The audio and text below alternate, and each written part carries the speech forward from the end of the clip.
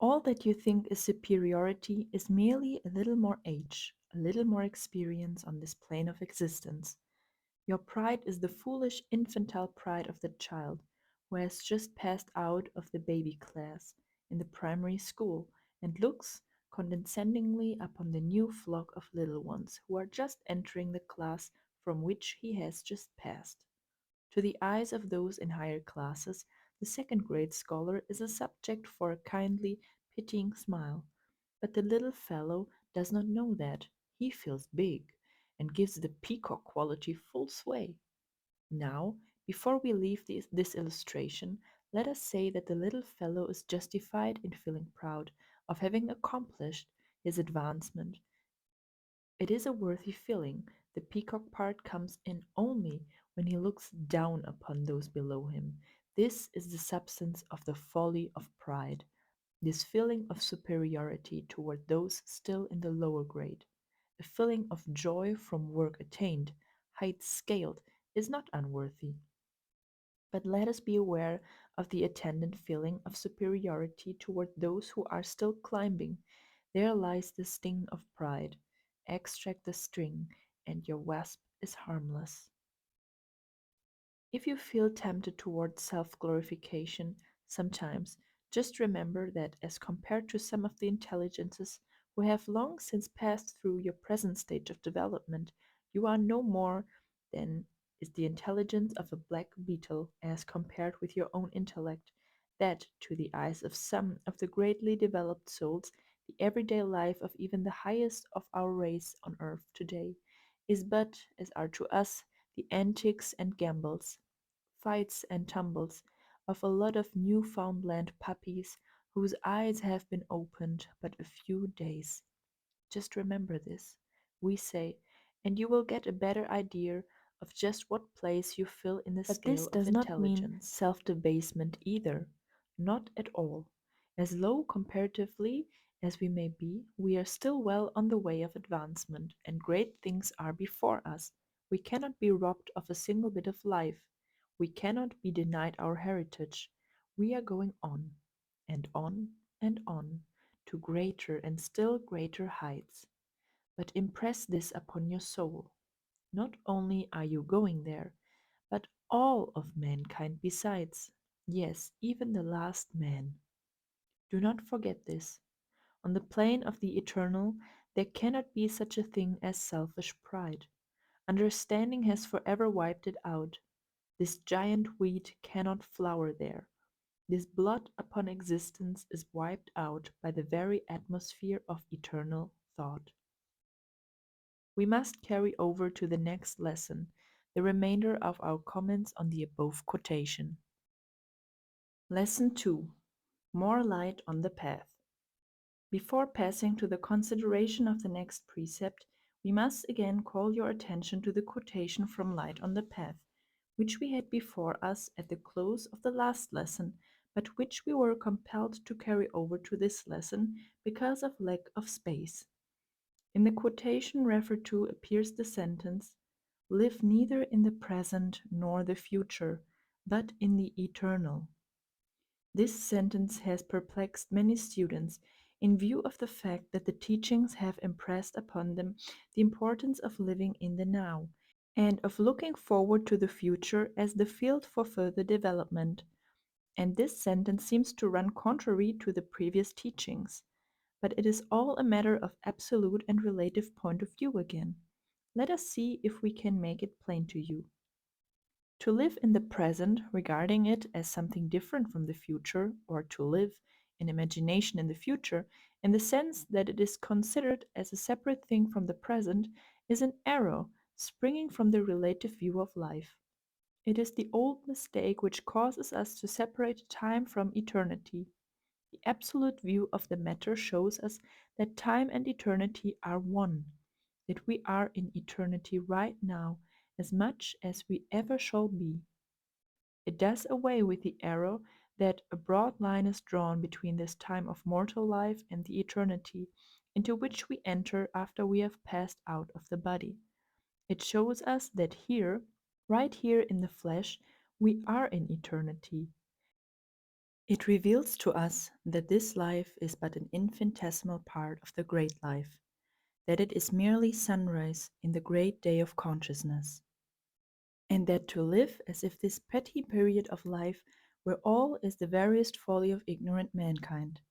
But right here, do not fall into the error of going to the other extreme and ignoring and despising the present life in your desire to live in the future. Remember the paradox that is to be found in all statements of the truth, the reverse side of the shield. To despise the present life is as ridiculous as to live as if it were all the life there is. To follow this course is to commit the folly of living in the future, against which the little manual cautions us. This life, small and insignificant though it may be as compared to the great life, is most important to us. It is a stage in our development that is needed by us, and we must not shirk it or despise it. We are just where we are because it is the very best place for us at this stage of our development, and we cannot afford to spend this life in merely dreaming of the future, for we have tasks to perform, lessons to learn, and we will never be able to advance until we master our present great duties. This present life is not all, but it is part of all. Remember this. These difficulties of the distinction between the present and future vanish when we regard them from the absolute viewpoint. The moment that we become fully conscious that the eternal is the only real thing, and that now is all of eternity that we are able to grasp with our consciousness, that it is always now with us and always will be now.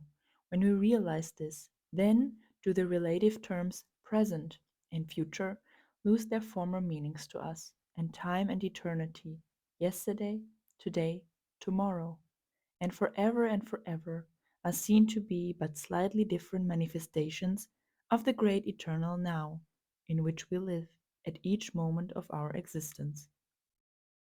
This living in the eternal makes us enjoy every moment of our present life, allows us to look forward to the future without fear, causes us to feel the consciousness of what real life is.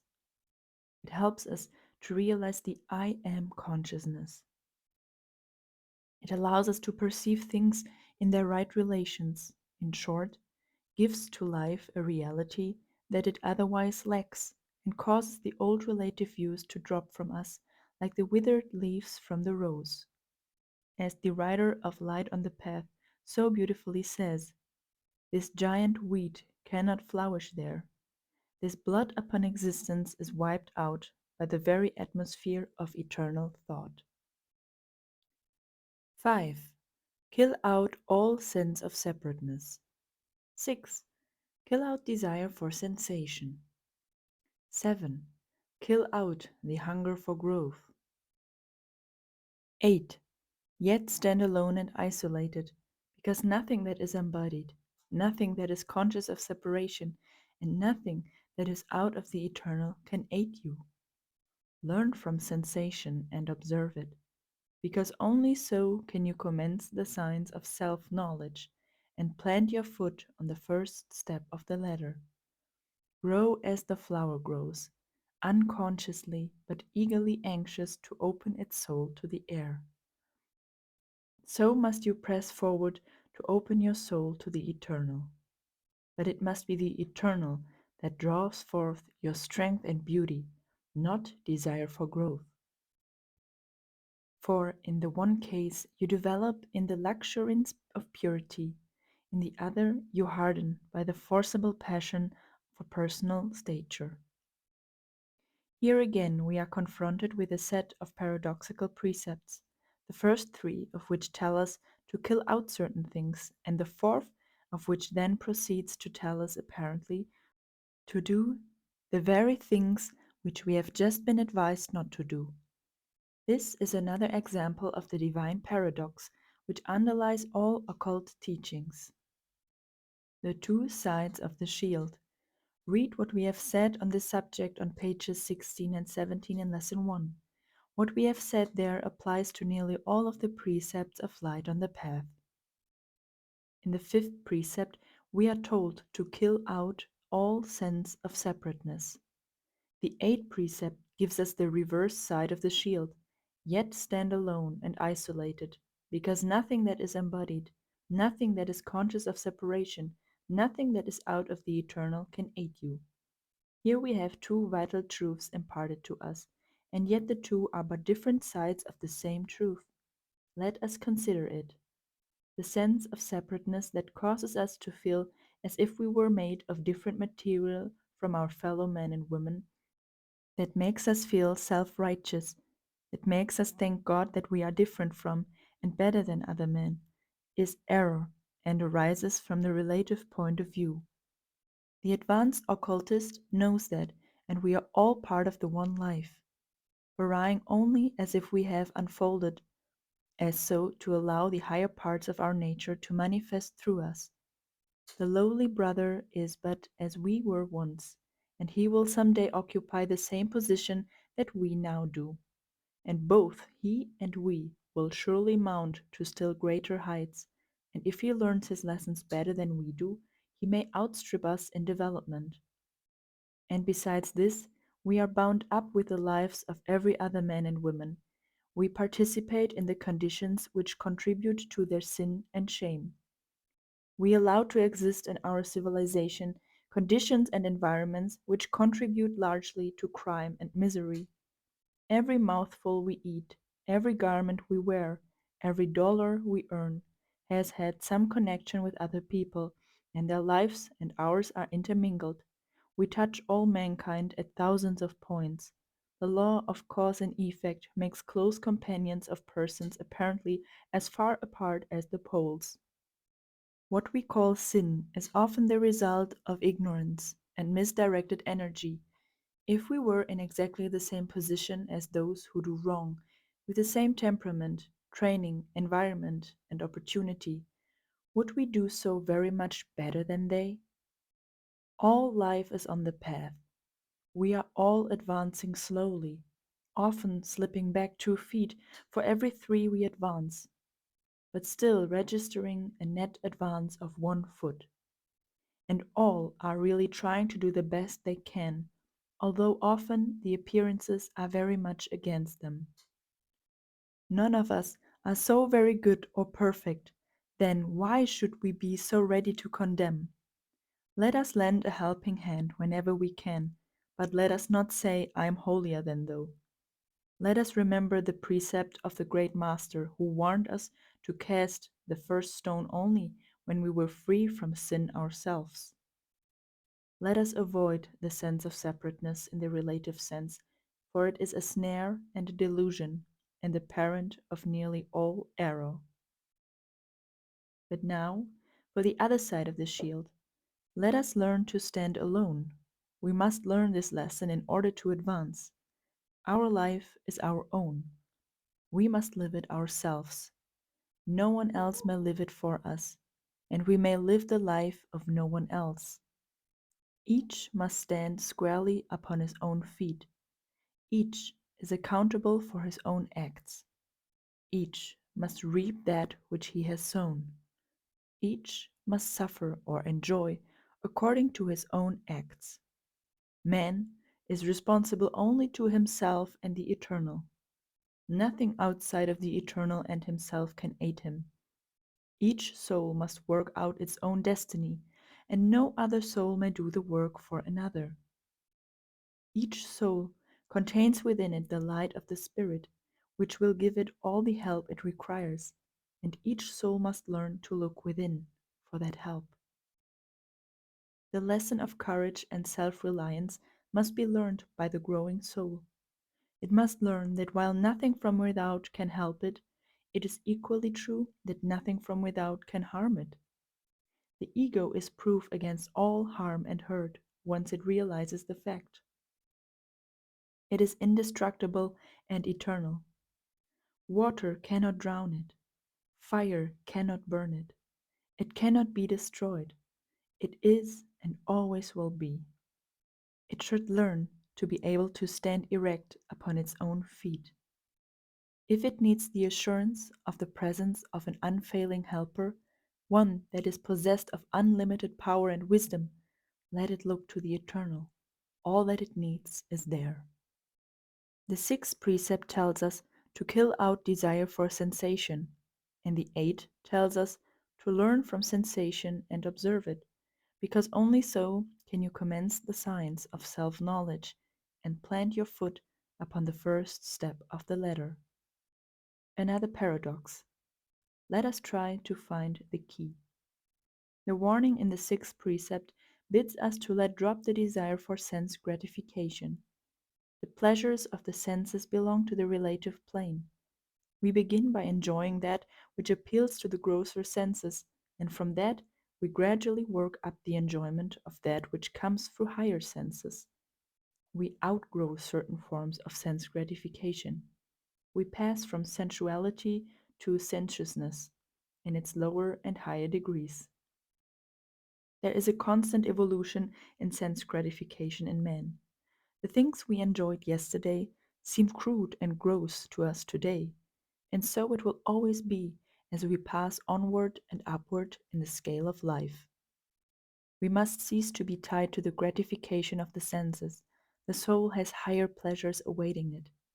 The pleasures of the senses are all right in their place. They have their offices to perform in the evolution of the soul. But the soul must be aware of allowing itself to be tied to them, as its progress will be retarded if it does so. Useless baggage must be cast aside as the soul mounts the upward path. Light marching order is the proper thing. The ties which bind you to sense gratification must be boldly cut, that you may go on your way. Therefore, kill out desire for sensation. Remember, the precept does not say that you should kill out sensation, only the desire for sensation. Neither desire sensation nor run away from it as an evil thing. Turn sensation to good account by studying it and learning its lessons, that you may see it for what it really is worth, and thus be able to drop it from you.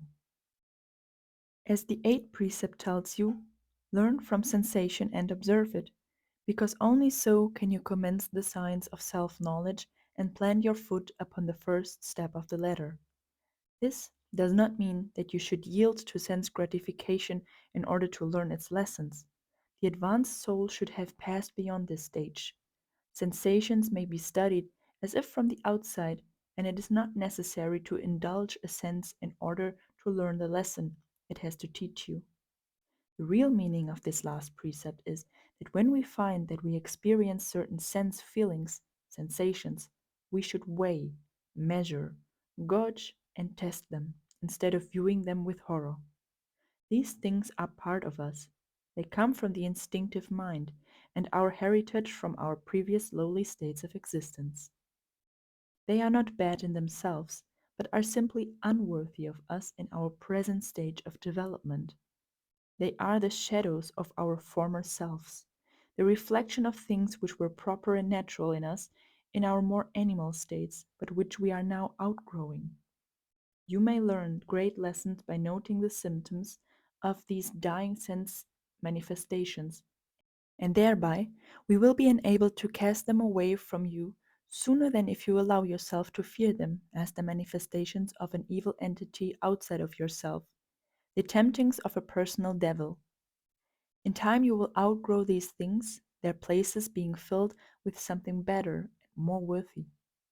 But in the meantime, view them as you would the instinctive desire to perform some trick of childhood, which while once natural is now unnatural and undesirable. Many grown persons have had much trouble in getting rid of the old baby trick of sucking the thumb, or twisting a lock of hair between the fingers, which, while considered as quite cute in the baby days, nevertheless brought upon the growing child many reproaches and punishments, and in after years often required the exercise of the will of the adult to cast it aside as an undesirable thing. Let us so view these symptoms of the baby days of our soul life, and let us get rid of them by understanding them, their nature, history, and meaning, instead of fearing them as the work of the devil.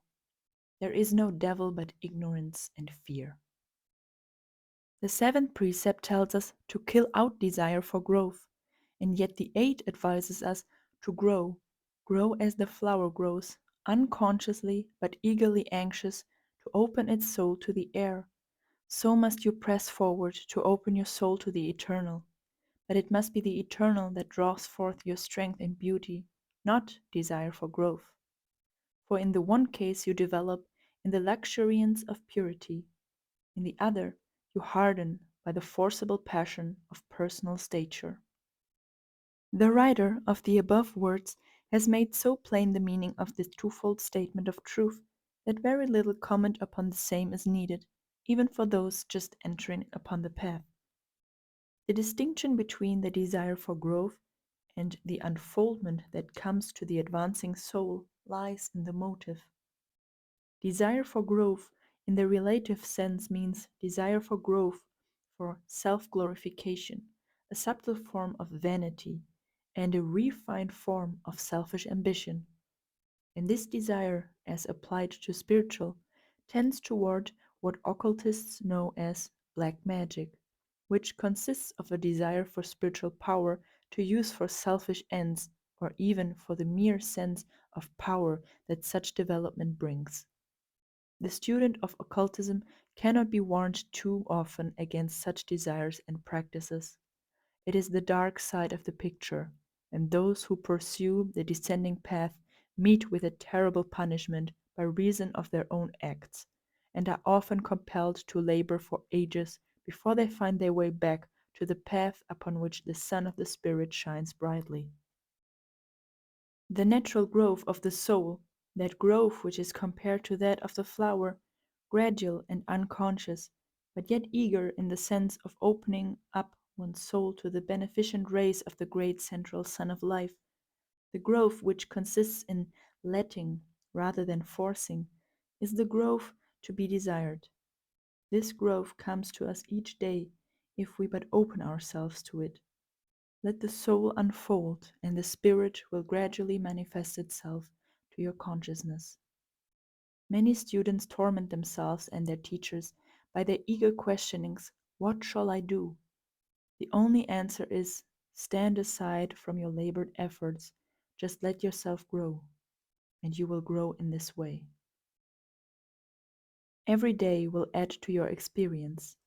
Every year will find you further along the path. You may think that you are making no progress, but just compare yourself to the self of a year ago, and you will notice the improvement.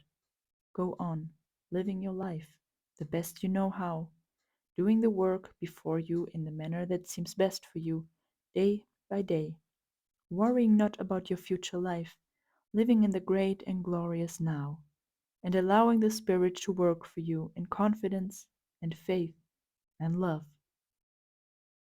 And dear student, all will be well with you. You are on the right road.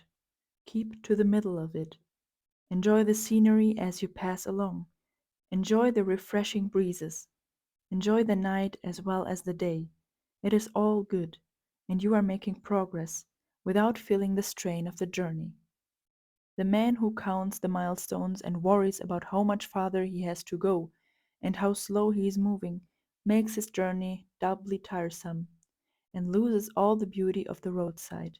Instead of thinking about what he is seeing, he is thinking merely of miles, miles, miles, and many more miles ahead. Which is the course of wisdom? 9. Desire only that which is within you. 10. Desire only that which is beyond you. 11. Desire only that which is unattainable. 12. For within you is the light of the world, the only light that can be shed upon the path. If you are unable to perceive it within you, it is useless to look for it elsewhere. It is beyond you, because when you reach it, you have lost yourself. It is unattainable, because it forever recedes. You will enter the light, but you will never touch the flame. These four precepts form another of the many paradoxes contained in the wonderful little manual upon which we are commenting. To those who have not found its key, these four precepts seems strangely contradictory and wild. To be told to desire a thing that is within you and yet beyond you, and which is unattainable, seems ridiculous to the average man on the street. But when one has the key, the teachings seem very plain and beautiful. The four precepts refer to the unfoldment of spiritual consciousness, illumination, which we attempted to faintly describe in our first series of lessons, the 14 lessons. This is the first great attainment before us on the path. It means everything to the occultist at this stage of the journey, for it takes him from the plane of mere belief or intellectual acquiescence onto the plane where he knows that he is. It does not endow him permanently with universal knowledge, but it gives him that consciousness of real spiritual existence, compared to which every other experience and knowledge sinks into nothing. It brings one face to face, perhaps only for a moment, with the real self, and the great reality of which that self is but a part. This state of consciousness is the great prize which is awaiting the efforts of the race to free itself, and it is a reward worth many lives of unfoldment to attain. Desire only that which is within you, for the Spirit is the only reality, and it is within each of us. As the text says, "For within you is the light of the world, the only light that can be shed upon the path." If you are unable to perceive it within you, it is useless to look for it elsewhere. Why do not these anxious seekers after truth take this advice and look within themselves for that which they seek, instead of running hither and thither after teachers, prophets, seers, and leaders, exhausting first one strange teaching and then another? All this is useful because it teaches us that that which we seek is not to be found in this way, and you will never find that you seek in such ways. You may get a hint here or a suggestion there, but the real thing is right within yourself, waiting patiently for that hour when you will look within for it, confidently, hopefully, and lovingly. Oh, listen to the voice of the soul. Look for the light of the Spirit. You have them both within you. Why seek further for that which can never reach you from the outside? Desire only that which is beyond you. It is beyond you, because when you reach it, you have lost yourself. It is always just beyond you, and when you become one with it, the old relative self has faded away, and a greater, grander you has replaced it. Man must lose himself to find himself. In this sense, the great thing to be desired is beyond the today you, although it is within you. It is really yourself as you will be. Can we make this plainer? The child longs for manhood. It is beyond him, and yet the child is the embryo man, and the elements of manhood are within him, awaiting the hour of development. But when that child attains manhood, the child is gone.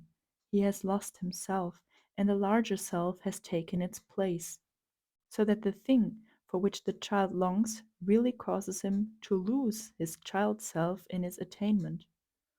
The butterfly within the caterpillar, but it is also beyond him, and when he gains it, he is no longer a caterpillar, but a butterfly. These are crude illustrations, but perhaps they may help you to understand the matter more clearly.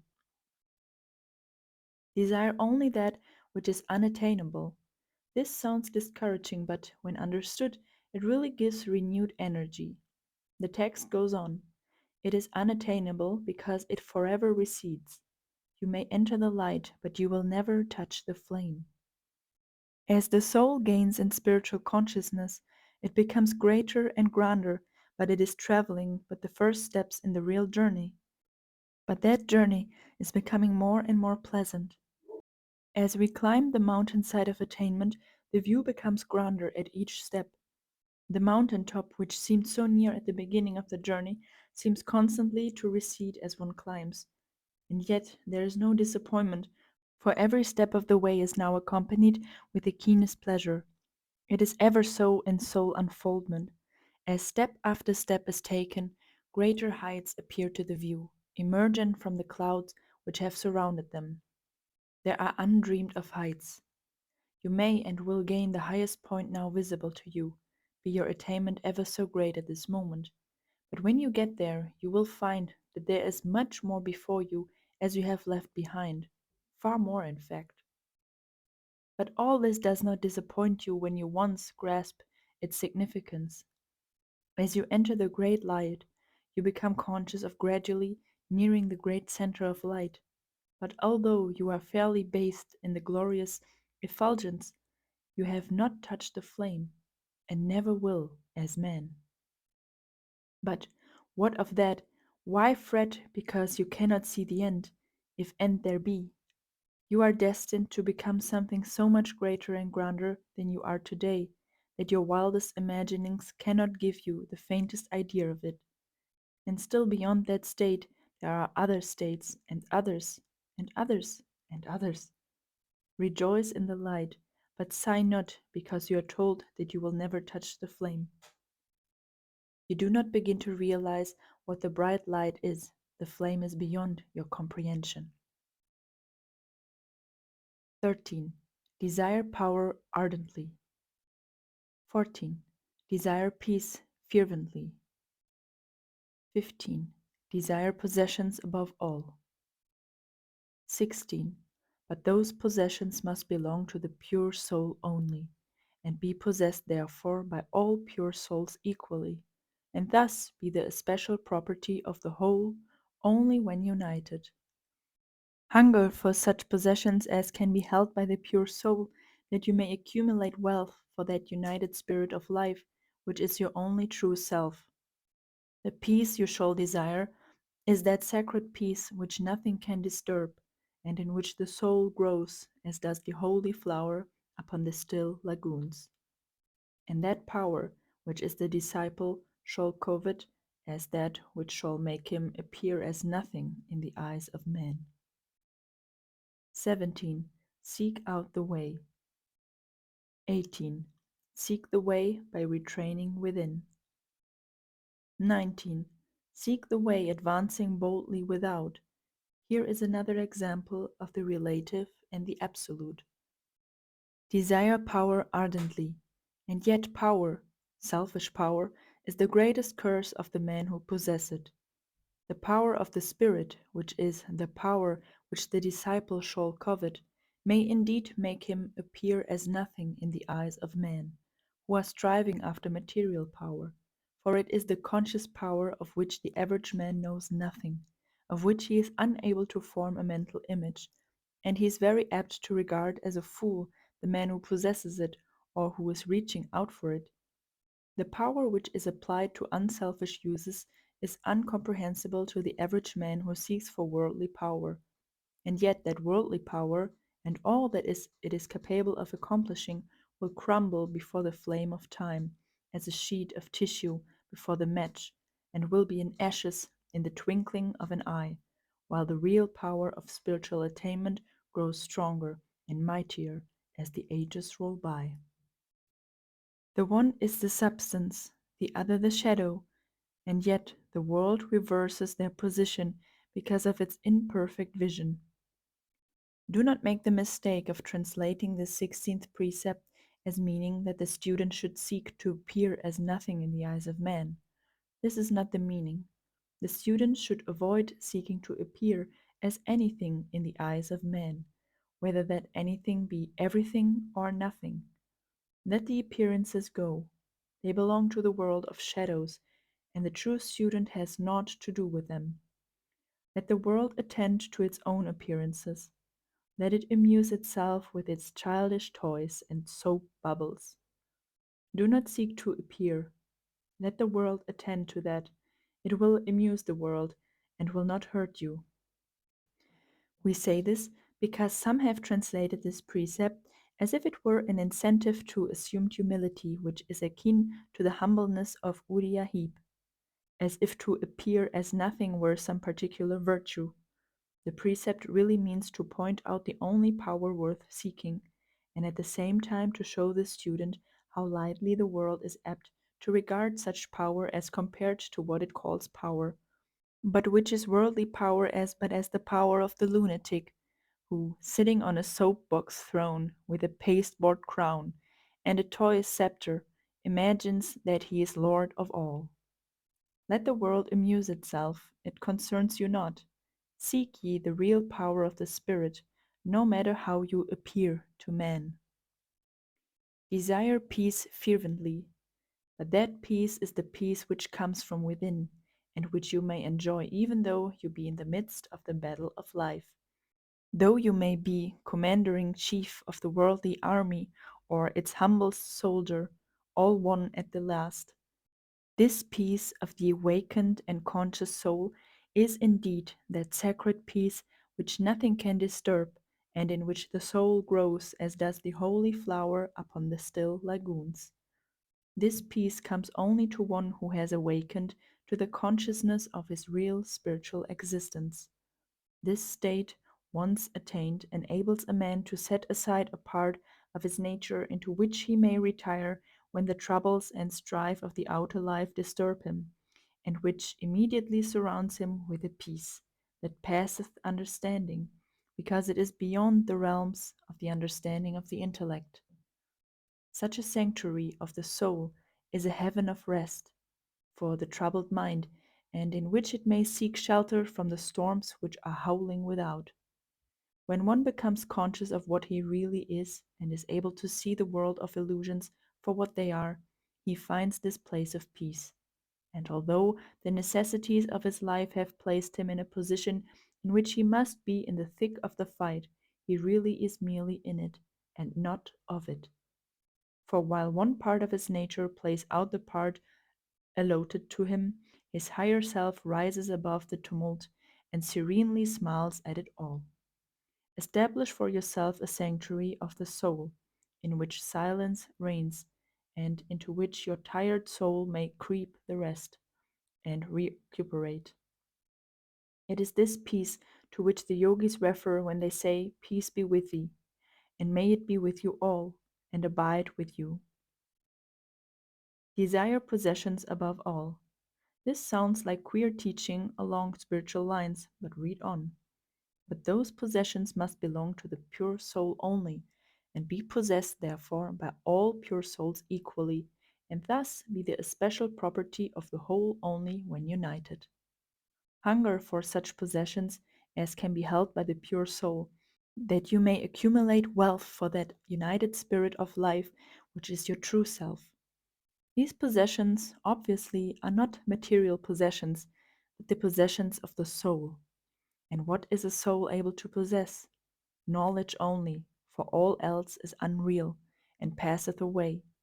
Therefore, let the soul desire the possession and attainment of the knowledge which it needs, the knowledge of the Spirit.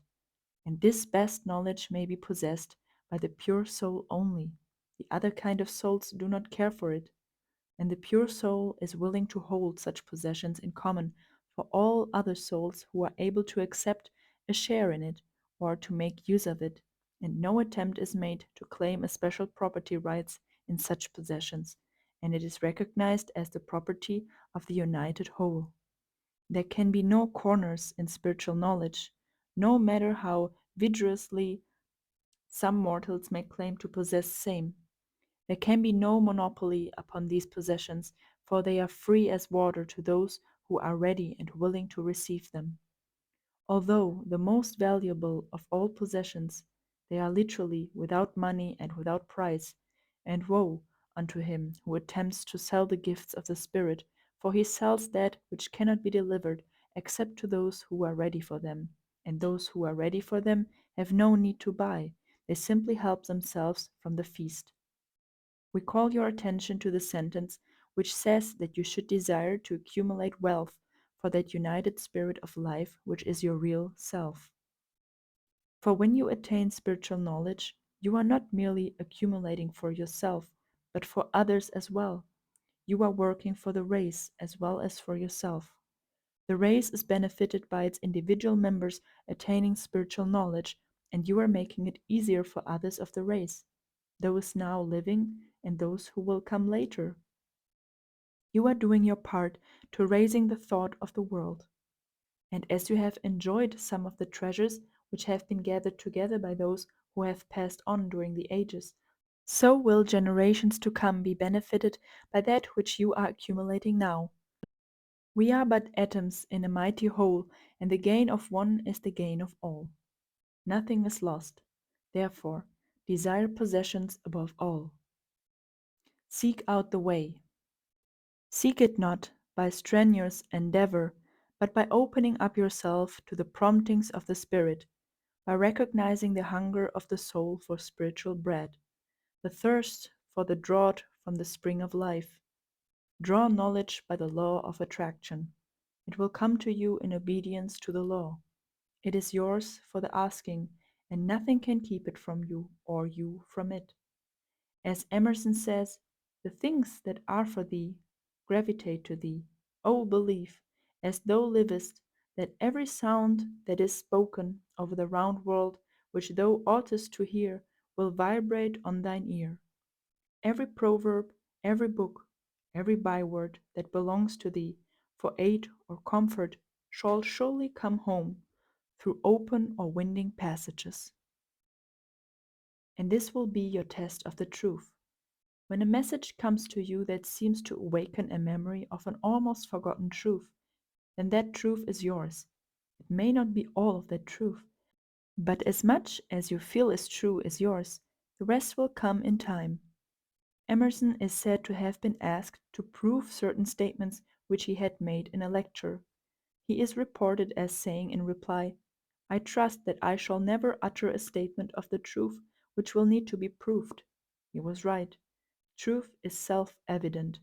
When the awakening soul hears a statement of what truth it is ready to receive at that time, it instinctively recognizes it as such. It may not be able to explain it to others or even to itself, but it knows. It knows. The awakening faculties of the spiritual mind perceives truth by methods of their own. The spiritual mind does not run contrary to reason, but it transcends intellect. It goes beyond and sees that which the intellect cannot grasp. In reading or hearing statements of what is claimed to be the truth, accept only that which appeals to this higher reason, and lay aside temporarily that which does not so appeal to it. In a lecture or in a book, there may be only one sentence that so appeals to you. Accept that and let the rest go. If that which is passed by be real truth, it will come to you when you are ready for it. It cannot escape you. Be not worried if you cannot understand all you hear or read. Pass by that which does not awaken the answering ring of the spiritual keynote within you. This is a safe test and rule. Apply it to all writings and teachings, our own included. Be not disturbed by the apparently conflicting teachings which you hear and read. Each teacher must teach in his own way, and every teacher will reach some that the others will miss. All teachers have some of the truth, none have all of it.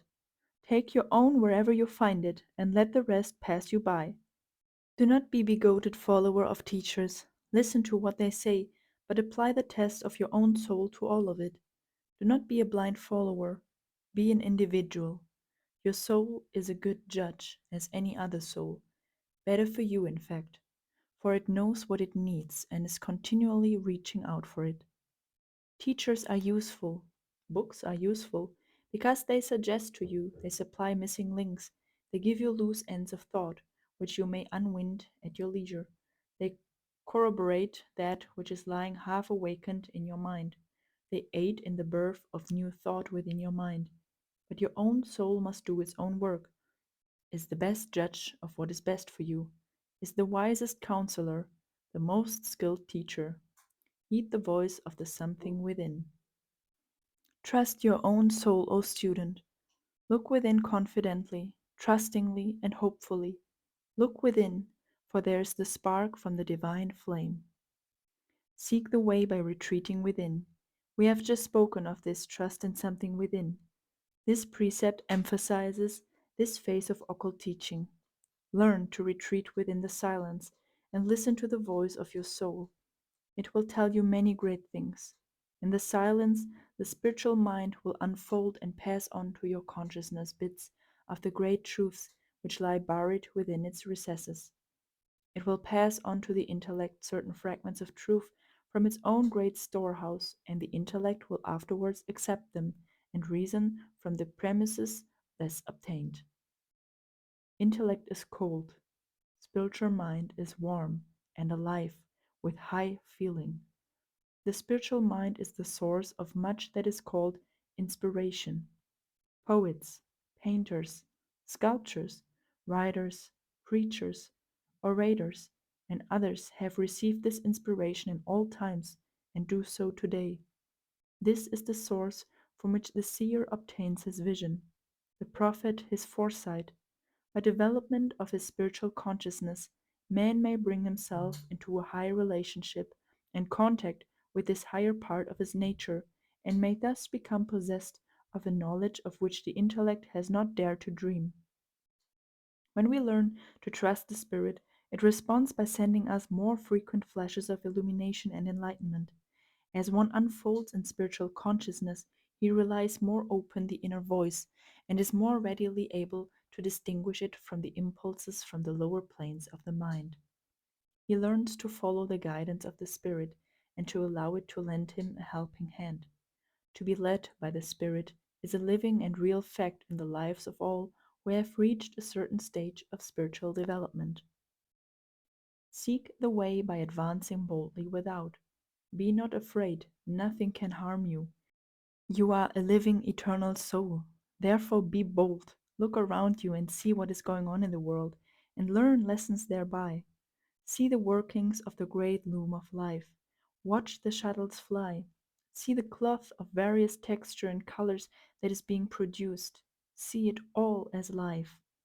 Be not dismayed.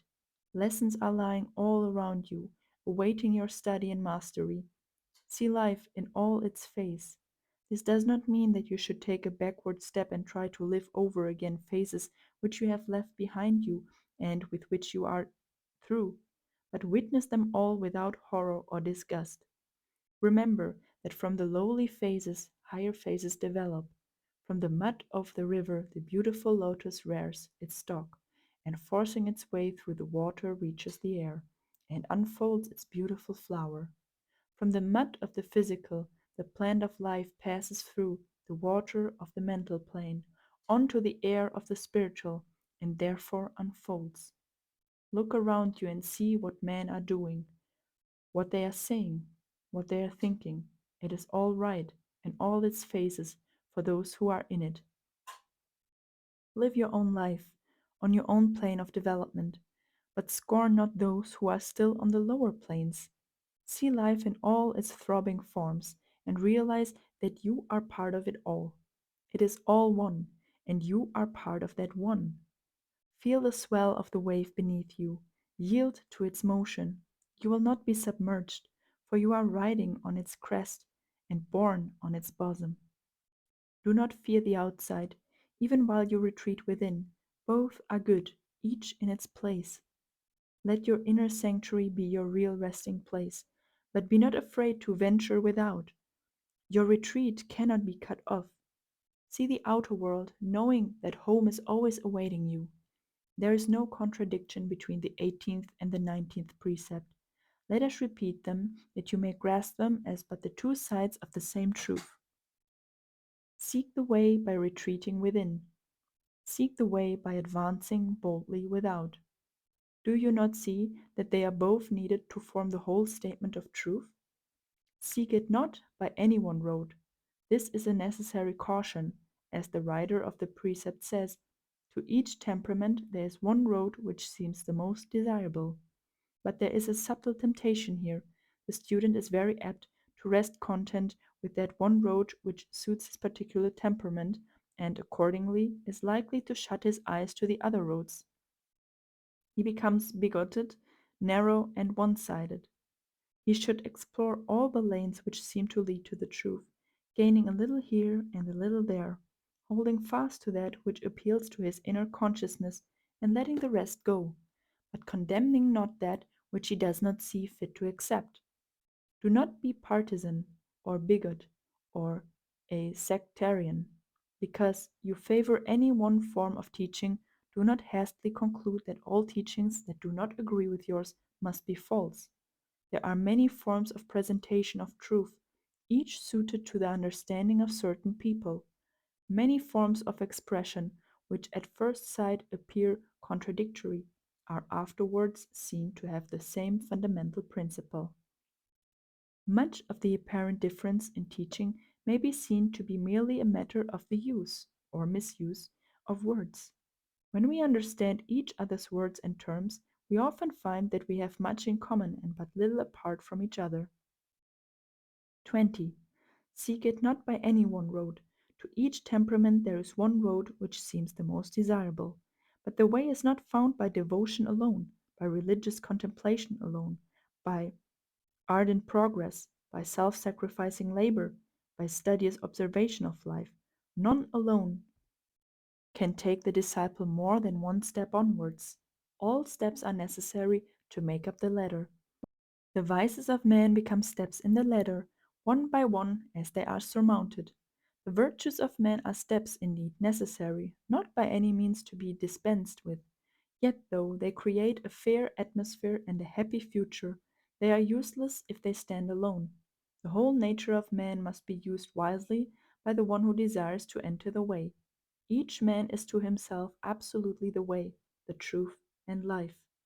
But he is only so when he grasps his whole individuality firmly and by the force of his awakened spiritual will recognizes this individuality as not himself, but that thing which he has with pain created for his own use, and by means of which he purposes, as his growth slowly develops his intelligence, to reach to the life beyond individuality.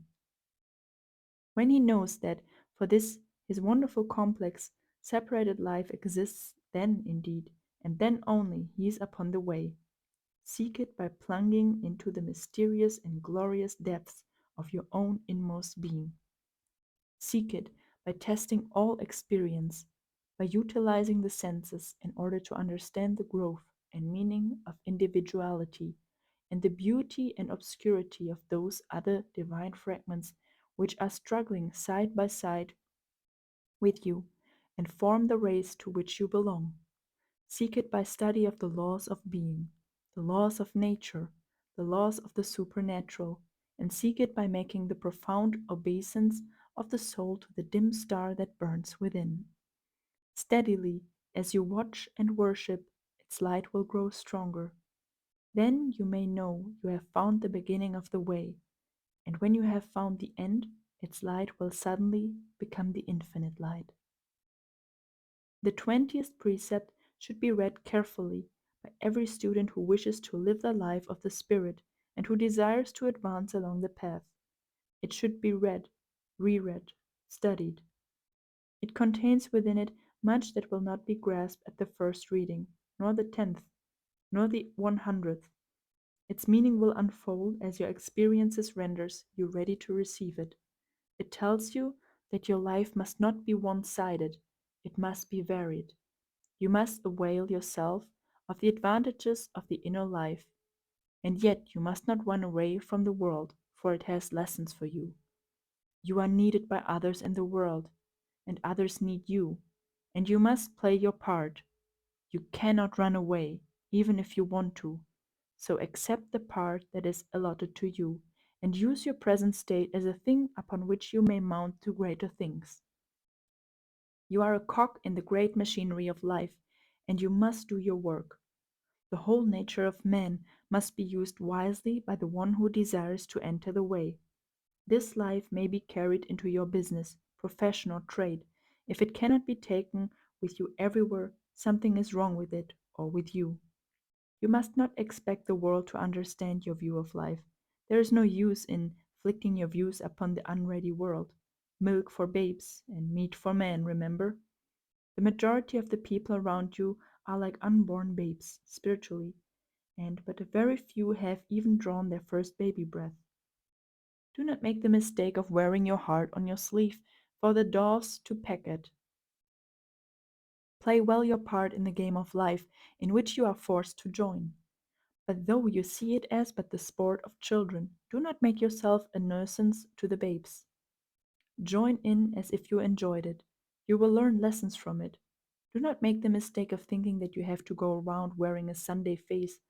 Don't try to pose as one of the holy and too good for life sort of people. Just be natural, that's all. Don't be afraid to smile or laugh. A sense of humor is one of God's best gifts to man and prevents him committing many follies. A laugh is often as good as a prayer. Don't take things too seriously. Do not let the play of the kindergarten of God seem too real to you. Much of life is really a joke to those who can rise above and view it from there. It is really a play preparing the children of God for the real life. It is not necessary for us to comment upon the 20th precept at length, for that precept is so full and goes so into details that it covers the ground fully. Study it carefully. It contains a rule of life for students. Its concluding sentences are magnificent. They tell you to open yourself to the unfoldment of your higher self, that by the light which burns within you all may be seen. Listen to its words. Make the profound obeisance of the soul to the dim star that burns within. Steadily as you watch and worship, its light will grow stronger. Then you may know that you have found the beginning of the way, and when you have found the end, its light will suddenly become the infinite light. Read also the note accompanying this last mentioned precept. All of these teachings lead up to the full dawn of spiritual consciousness. The 21st precept bids you look for the flower to bloom in the silence that follows the storm, and which blooms only then. The rainbow of spiritual consciousness appears only after the fierce storm which has swept you from your feet. It is the divine token of the peace which is coming to you. Our next lesson will be devoted to the subject of spiritual consciousness. In it, we will take up the 21st precept and that to which it refers. It is the keystone of this teaching. The other side of the arc must be described, but the keystone must be studied first. Study this second lesson well during this month, that you may understand the one to follow it.